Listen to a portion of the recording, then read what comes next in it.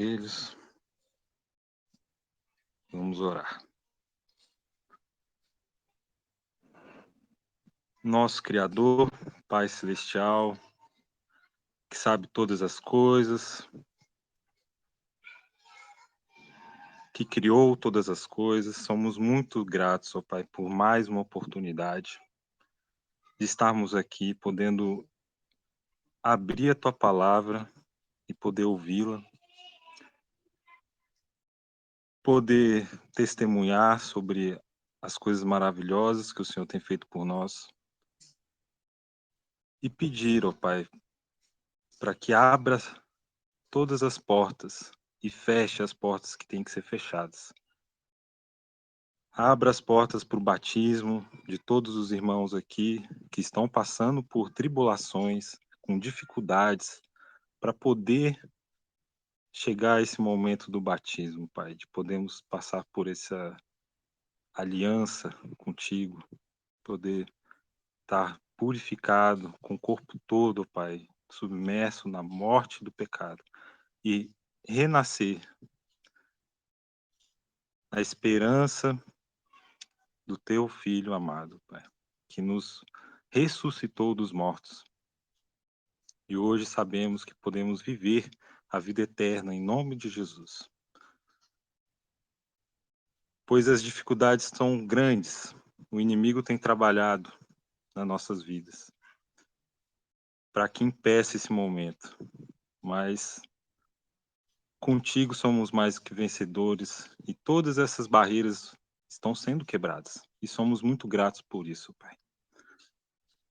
Pois estamos aqui de joelhos, entregando as nossas vidas em Tuas mãos, para que o Senhor faça a Tua vontade em nossas vidas, ó Pai.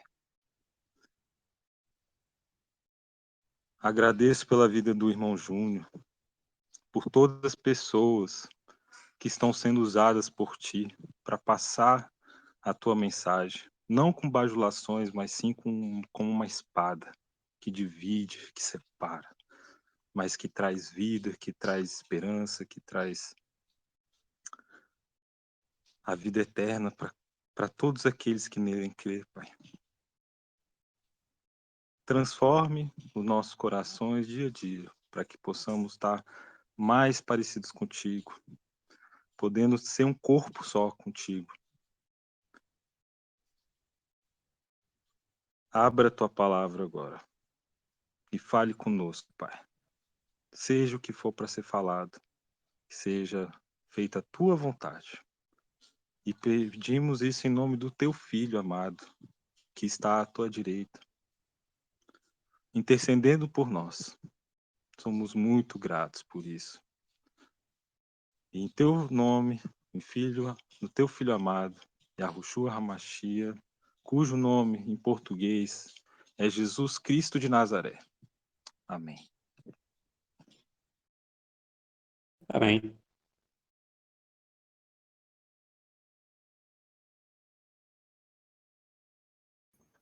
Amém.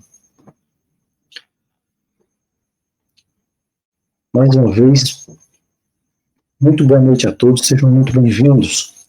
O tema desta noite, o tema de estudo desta noite, se encontra no Evangelho de João, o texto que se encontra em João, no capítulo 9. João capítulo 9. Se tiver o seu aplicativo aí, ou uma Bíblia, abra seu aplicativo, sua Bíblia, para que nós possamos acompanhar juntos o estudo da palavra. João capítulo 9.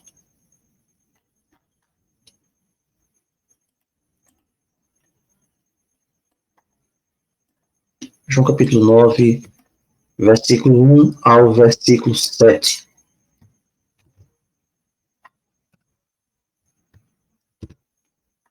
João capítulo 9, 1 ao 7.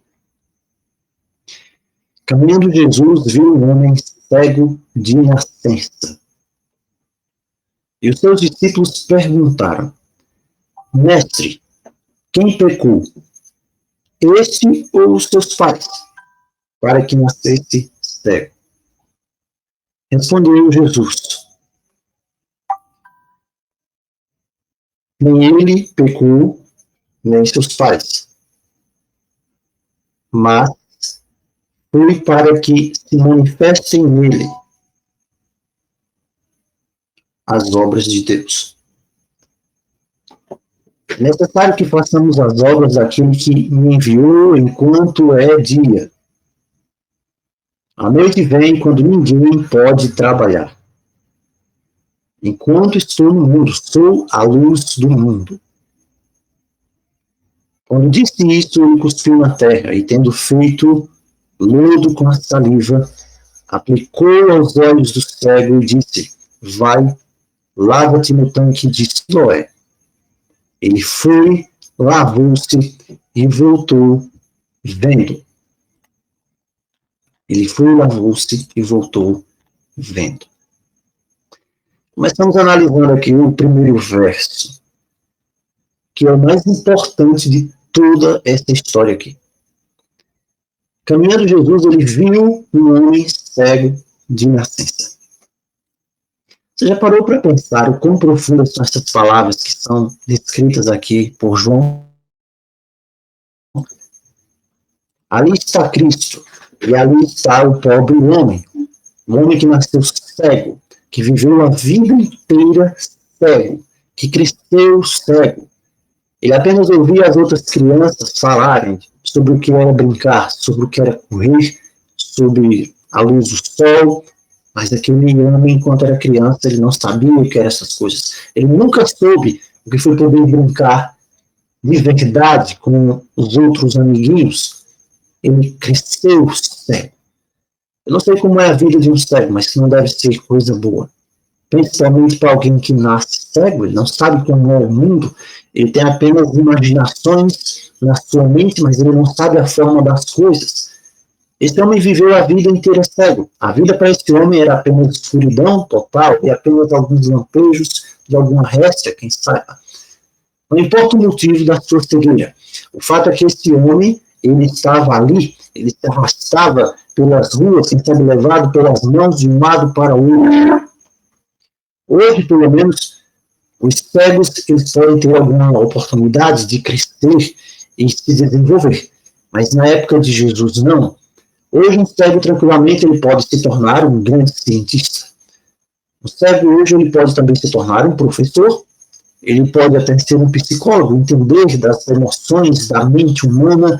Ele pode ser qualquer coisa que ele quiser. Existem recursos, existem à disposição dele uma série de coisas que podem fazer com que ele alcance os seus objetivos. Os cegos, as pessoas que têm um problema visual, eles não estão mais privados de nada, de viver uma vida totalmente integrada no seu ambiente.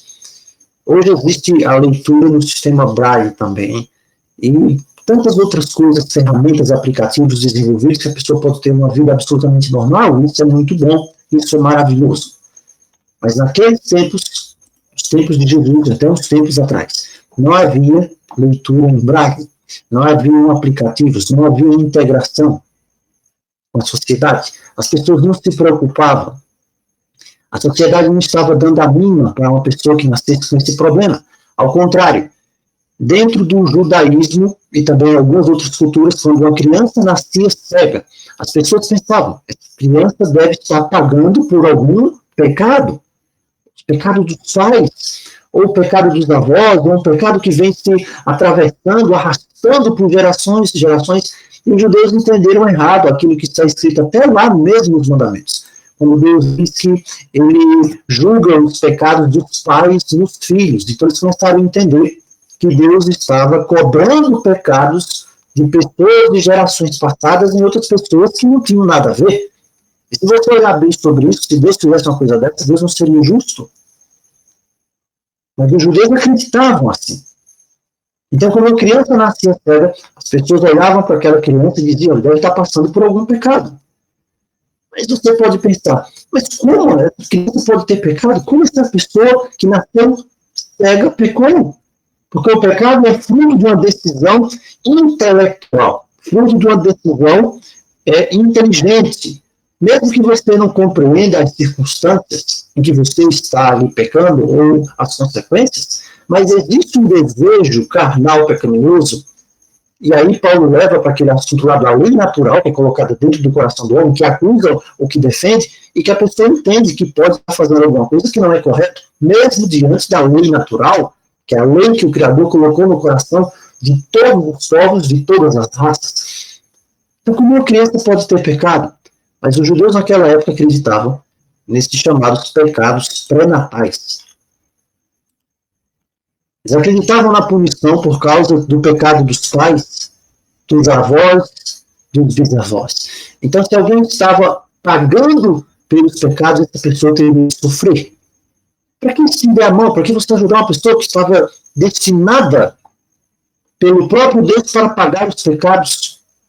É assim que eles pensavam. Para que você deveria ajudar, então? Para que você fazer essa pessoa ter uma vida melhor? Um pecador tem de pagar pelos seus pecados? Felizmente, irmãos, assim somos nós, os seres humanos. Nós somos assim. Nós somos implacáveis. Nós julgamos as pessoas, mesmo sem ter os elementos suficientes. Nós estamos mais dispostos a julgar e condenar as pessoas. Nós não estamos dispostos a conceder oportunidades, outra oportunidade para a pessoa. Nós julgamos e condenamos. E as pessoas fazem isso. E as pessoas fazem isso até hoje. Um cego, nos tempos de Cristo, ele não iria à escola. Ele não tinha integração com as outras crianças. Ele não aprendia a ler. Ele não poderia trabalhar sequer para poder manter-se, para buscar ali as necessidades mais básicas, humanas. Então, o que podia se esperar de um cego? Ele acabava a vida pedindo esmolas. Apenas isso, esmolas. Essa era a situação daquele homem que estava ali. Ele vivia estendendo a mão para as pessoas. Ele nem sequer sabia quem eram aquelas pessoas, porque as pessoas olhavam, como as pessoas falavam com ele. Imagine só que situação terrível. Ali estava um homem, num canto, jogado, chutado, desprezado pelas pessoas. Ninguém queria chegar perto dele.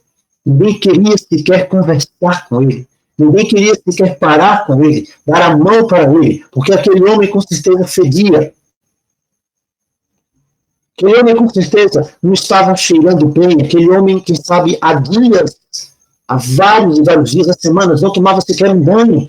Aquele homem não escovava os dentes. Aquele homem não lavava os cabelos. As roupas daquele homem estavam rasgadas, sujas, fedorentas. E as pessoas não querem estar perto de pessoas assim. As pessoas não querem sequer chegar perto de pessoas assim. Se alguém tivesse piedade, quem sabe, passando ali, daria um centavo. E na próxima vez, quem sabe, não queria sequer dar um centavo, não queria se aproximar mais. A grande maioria das pessoas passavam indiferentes ali, sem olhar sequer para este homem. Mas o texto bíblico diz maravilhosamente, em João capítulo 9, verso 1, que algo maravilhoso aconteceu. Caminhando Jesus, viu um homem cego de nascença. E quando Jesus vê você, meu irmão, meu amigo, seja quem você for, minha amiga, minha irmã, seja o que você estiver fazendo, mesmo ele tendo toda a autoridade nos céus e na terra, sustentando todo o universo, pela simples palavra, mas poderosa, infinita do seu poder, ele para e me dá uma atenção especial naquele momento. Isso muda a sua vida. Quando Jesus vê aquele homem, ele para. As pessoas não veem esse homem. Ninguém tem olhos para ver esse homem. Mas aquele que criou todas as coisas, que sustenta todas as coisas, pela palavra do seu poder, ele tem olhos para ver o mais infeliz, o mais desprezado de todos os homens, de todas as mulheres. A pior situação que existe é exatamente essa situação que ele olha. Isso é maravilhoso. Em meio à multidão de pessoas, falando de diversos assuntos, de coisas diferentes, cada um buscando algo que fosse interessante para si. Uns buscavam comida, uns viam em Jesus um padeiro que estava ali de força, porque se o pão faltasse, ele podia multiplicar os pães. Outros viam em Jesus aquele que multiplicava os pães. Outros viam em Jesus um curandeiro que curava todas as coisas. As pessoas buscavam Jesus por diversas motivos diferentes, que quem sabe não eram motivos verdadeiros para a salvação. As pessoas não estavam prontas para ver ninguém que estivesse, principalmente um cego, jogado ali na calçada, no chão, poeirento. Jesus estava ouvindo clamores de todos os lados, de todos os lugares. Mas quando ele passa, ele vê o homem cego de nascença. Não importa onde você estiver. Você pode sair, você pode ficar durante as noites. Aí onde você fica na sua casa, no seu quarto, na sala, na sua varanda, assistindo televisão, no seu celular, no WhatsApp, no Telegram, olhando as compras, qualquer coisa, diante da TV. Você pode estar num canto, no seu quarto, que ninguém sabe o que você faz, que ninguém sabe o que você pensa. Você estiver no leito de hospital, ou numa cela de prisão, quantas vezes você pode pensar que não tem ninguém vendo você nesse momento, que você está sozinho, que ninguém se lembra de você, que ninguém pode entender o que você passa nos seus problemas? Você pode ficar parado até, faz um teste, vai para uma cidade qualquer. Fica parado na rua e você vai ver o movimento que as pessoas vão estar fazendo, uns de um lado, outros para o outro. As pessoas não vão olhar para você. Cada um tem os seus problemas. Estão passando ali, dirigindo o carro, falando ao celular, conectados com outras pessoas, preocupados com as coisas, com outras. As pessoas não estão preocupadas, ninguém presta atenção. Você pode estar morrendo de fome, quem é que vai se importar? Você pode ter perdido a família. Quem é que se importa? No máximo, aquela pessoa ali próxima de você vai chegar e dizer meus pêsames. E depois vai esquecer daquilo. Você pode estar sem emprego. Quem é que vai se importar com isso? Quem é que vai se interessar de verdade? Ninguém vai olhar. Ninguém olha para ninguém. Esse é o tempo que nós vivemos hoje.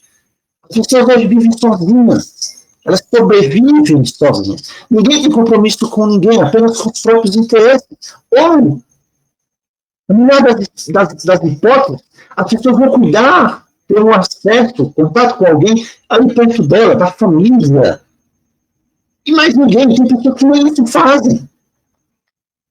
Mas o que mais me impressiona no texto bíblico, o que mais me impressiona, é que Jesus passou e viu, ele viu, os olhos foram atraídos, chamaram a atenção. Ele sabia que aquele homem estava ali. Ele viu esse homem cego de nascença, homem rejeitado, homem desprezado, solitário, humilhado, sem ninguém. Ninguém queria vê-lo, ninguém queria falar com ele, ninguém queria chegar perto dele. E Jesus viu. E quando Jesus vê, ele se aproxima. E quando Jesus vê, ele age. Eu quero dizer uma coisa para você, meu amigo, meu irmão, nesta noite. Jesus não vê multidões. Jesus não vê as multidões. Jesus vê pessoas. Para Jesus não existem massas, pessoas, grupos. Esse é um grupo de pessoas, todo esse grupo. Jesus não vê grupos de pessoas, ele vê indivíduos, seres humanos, pessoais, com seus problemas, com as suas lutas, com as suas fraquezas.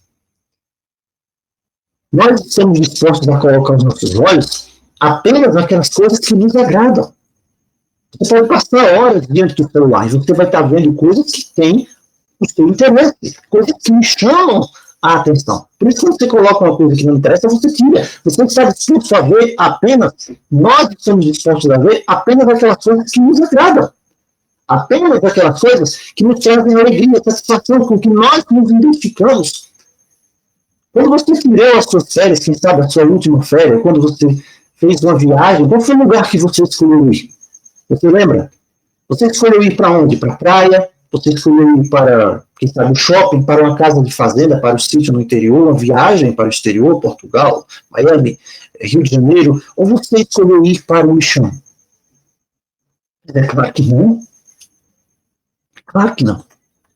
Ninguém ia procurar, em sua consciência, um lugar desse para tirar férias, porque você vai procurar estar num ambiente que lhe traga conforto, que lhe dê satisfação. Ninguém quer olhar para essas coisas.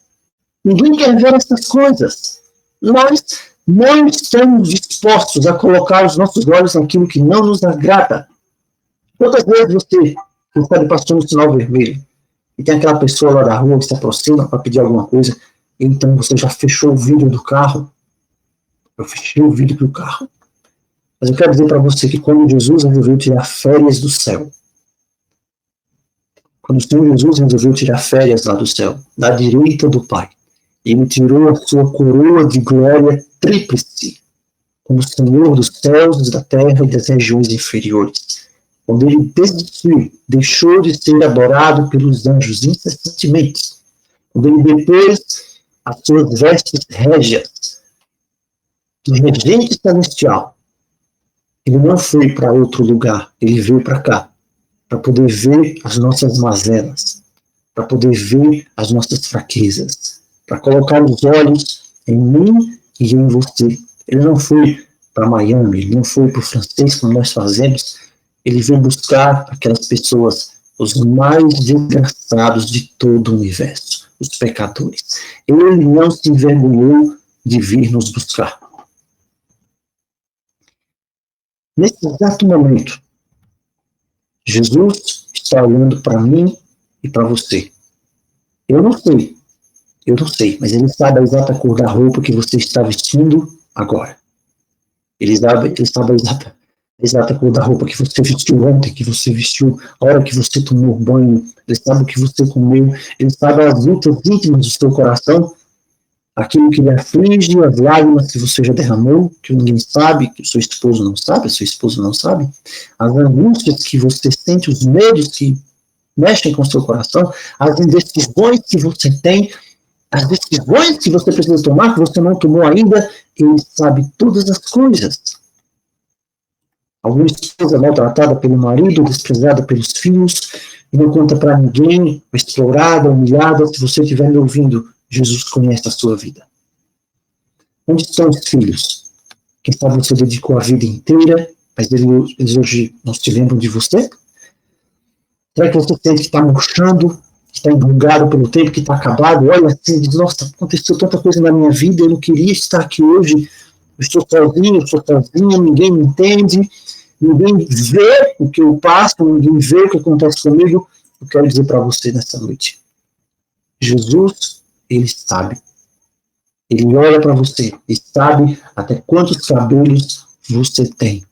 Nesse exato momento, embora ele sustente pela palavra do seu poder, como fala em Hebreus, o mundo, os 4 trilhões de toneladas dessa terra, ele mantém o sol com o seu poder, ali a fonte de poder brilhando incessantemente há milhares de anos, as leis do universo fixas, sem nenhuma alteração, seja adorado pelos anjos, pelos querubins, pelos serafins, entronizado em glória e majestade, o único digno de louvor e adoração. Mesmo assim, ele ainda olha para mim, ele olha para você, exatamente aí onde você está. E ele diz, até os cabelos da sua cabeça estão contados.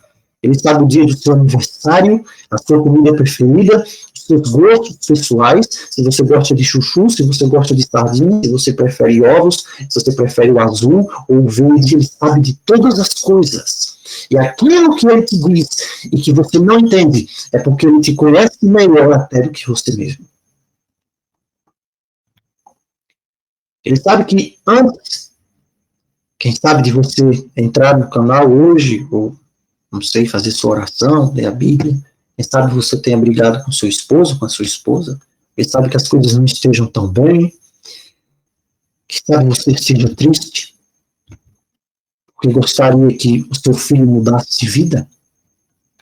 Qual o drama?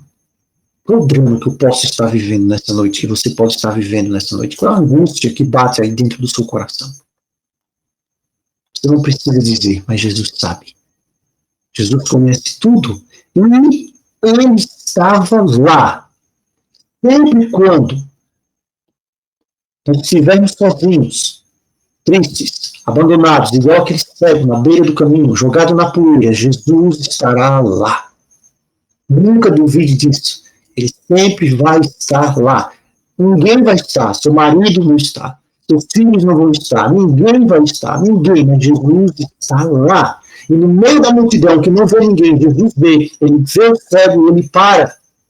E nesse momento, Jesus também para, ele está ali perto de mim, perto de você, ele conhece a sua história, ele já parou o sol. Ele sabe que nesse momento eu posso estar orando no meu coração, dizendo, Senhor, opere um milagre na minha vida, porque quem sabe eu possa ter traído, Senhor, eu posso ter falhado, posso ter entrado em lugares que eu não devia ter entrado, feito coisas que eu não devia ter feito. E mesmo assim, ninguém sabe, quem sabe? Ninguém sabe, Jesus sabe. Jesus sabe. Quem sabe eu esteja clamando a Deus por um milagre, o milagre não aconteceu.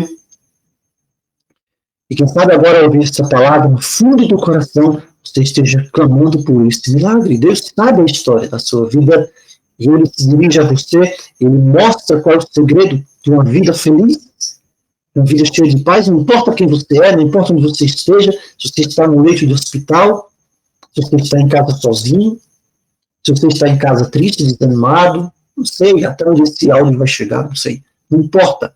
Jesus olha para você. Mesmo na cela de prisão, ele olha. Mesmo pagando o preço por uma vida errada, ele olha, ele vê. Mesmo sendo consumido, condenado a 10, 15, 20 anos de prisão, ele olha, ele sabe. Ninguém se lembra, mas ele lembra. Jesus vem, atravessa as paredes e encontra você aí. Isso não é teoria. Isso não é conversa de pregador de grupo de Telegram, de YouTube evangélico. Isso é a verdade. Isso não são os livros que me ensinam. Isso é o que Jesus significa para mim. É o que a palavra diz. Clame a Jesus e Ele olha para você. Ele lhe dá uma grande oportunidade. Você não tem o direito de sentir-se que está esquecido. Não importa o quanto você já tenha sofrido, quantas pessoas tenham maltratado você. Tudo isso acontece na sua vida. E a pergunta é, mas por que isso acontece na minha vida? É Deus que faz isso na minha vida? Foi Deus quem determinou que a minha vida fosse assim? Foi Deus quem fez com que a minha vida fosse dessa forma, quem sabe tão bagunçada, embaralhada? Jesus olha para o céu e diz, os discípulos perguntam, mestre, quem pecou? Na cabeça dos discípulos, como judeus que eram, sempre havia isso. Por que esse homem está sendo castigado? Quem fez o errado para esse homem ser castigado? E Jesus disse, nem ele pecou nem seus pais, mas foi para que se manifeste nele as obras de Deus. Quando eu li esse texto, a primeira vez, eu era só uma criança só. E aí, o que acontece? Você lê o texto, quem sabe não entende, você fica revoltado, porque você pensa assim, peraí, por que esse rapaz nasceu cego? Para as obras de Deus se manifestarem na vida dele? Que tipo de Deus é esse que faz o cego nascer cego só para ele ter a oportunidade de mostrar o seu poder? Quer dizer, você é um cobaia, eu sou uma cobaia nas mãos de Deus? Não, se Deus fizesse assim, se fosse assim, Deus não... Como é que eu poderia adorar a Deus? Como é que eu poderia amar a Deus? Como eu poderia confiar em Deus? Se Deus quer mostrar o seu poder, tem que fazer sofrer as pessoas? Esse pensamento, se você pensar assim, vai me perturbar muito, como me perturbou há um tempo atrás. E aí, quando você começa a estudar a Bíblia, e aí você vê, não, tem que estudar o que é que realmente está escrito lá, no hebraico, no grego. E aí você vai ver, Paulo não falava português, falava grego, Mateus escreveu em hebraico, depois traduzido para grego. O grego, ele tem um poder para dizer muita coisa em poucas palavras. No grego diz assim, nem ele pecou, o que o Senhor Jesus quis dizer, nem os seus pais, mas é para que nele sejam feitas as obras de Deus, ele nasceu assim. Em outras palavras, só que essa parte aqui, para que nele, em grego, para que nele, que é o ponto aqui central do discurso, do entendimento que o Senhor Jesus quis dizer, você tem uma preposição aqui chamada inha, que quer dizer para que. O que significa? O que isso quis dizer com essa preposição inha? Foi isso aqui. Esse cego não pecou, seus pais não pecaram, mas as obras de Deus se realizaram nele.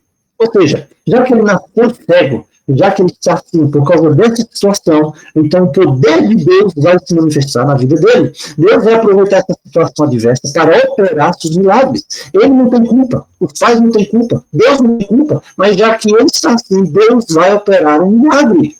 E isso sim é coerente com o caráter de Deus. O sofrimento, a dor, a morte, a tragédia, nada disso foi criado por Deus. Esse mundo é o perfeito das mãos de Deus. As rosas não tinham espinhos, pernilongos, existiu pernilongo? Não, a cobra não era um bicho nojento que é hoje. Não havia briga, nem egoísmo, nem inveja, nem dor, nem morte. Esse mundo era perfeito, mas quando os seres humanos vendem esse mundo para o diabo, o mundo então se torna aquilo que o pecado causa. Esse mundo hoje ainda está chegando ao fim. Ainda é dominado pelo inimigo. Talvez isso não agrade a gente pensar nisso, mas quando Cristo foi tentado, Mateus 4, 8 e 9, o diabo leva ele a um alto monte e diz: tudo isso eu te dou, se prostrado me adorares, que isso me foi dado. Esse mundo não era do inimigo. Continua sendo de Deus. Só que tem ainda uma regência maligna temporária que está chegando ao fim. O Apocalipse fala disso. Já chegou ao fim. É por isso que existe tanta coisa ruim. Foi o inimigo que colocou isso no mundo. E Jesus está dizendo, já que o mundo está estragado, já que essa pobre criança, nasceu uma criança cega, o diabo colocou a mão na história da vida dela, e ele nasceu cego, o poder de Deus vai se manifestar na vida dele. Eu vou resolver esse problema. Eu vou operar uma coisa maravilhosa na vida dele para mostrar para vocês que a única saída sou eu. Então Cristo vai e coloca lá o lodo e diz, vai e lava-te. E ele lava-se e volta vendo. Por que isso? Porque ele queria a participação humana. Ele não pode fazer nada na sua vida sem o seu consentimento. Jesus pode operar um milagre na sua vida, mas ele não vai entrar à força.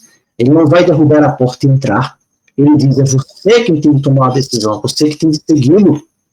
Qual é a grande luta que você está tendo hoje na sua vida? O que é que você tem de mudar na sua vida? Qual é o socorro que você precisa? Clame a Jesus. Sabe qual é a maior cruz que nós temos de tomar? É renunciar a nós mesmos. Renunciar a essa ideia que nós estamos sozinhos. Nós precisamos aprender a depender, a sentir como uma criança que busca o Pai. Estender a mão, porque a mão dele já está estendida. Entregar a nossa vida nas mãos dele e dizer, Senhor, entrega a minha vida, porque eu não posso nada, eu preciso de ti. Que Deus nos abençoe nessa noite. Que Deus nos fortaleça. Não esqueça, onde você estiver, Jesus está vendo você. E quando ele te vê, é porque ele para mudar a sua vida. Ele veio ao seu encontro. Que a nossa oração nessa noite seja para que o Pai abra os nossos olhos, para que nós possamos ver nosso coração, quanto ele é frágil, as nossas decisões. Nós possamos clamar ao Senhor para que ele possa estender o seu braço poderoso sobre nós, mudar o nosso ser, mudar o nosso coração, operar o milagre que nós precisamos agora, nesse momento. Que ele responda com misericórdia, com poder, que transforme a minha vida, transforme a sua vida. Que essa seja a nossa oração, em nome de Jesus.